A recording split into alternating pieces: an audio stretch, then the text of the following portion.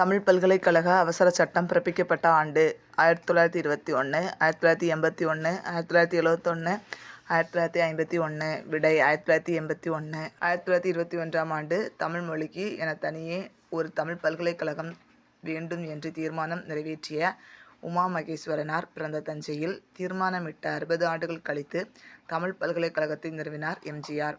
தமிழ் மொழி, தமிழர்களின் கலை, இசை, நாடகம், ஓவியம், சிற்பம், கட்டடக்கலை, தமிழ் இலக்கியம், தமிழ் இலக்கணம், மொழியியல், வரலாறு, புவியியல், மெய்யியல், கடலியல், சித்த மருத்துவம், கைவினைக்கலை உள்ளிட்ட பல்வேறு துறைகளில் தமிழை மேம்படுத்த, தமிழர்களின் மரபு பெருமையை பரப்ப தஞ்சை தமிழ் பல்கலைக்கழகம் உருவாக்கப்பட்டது.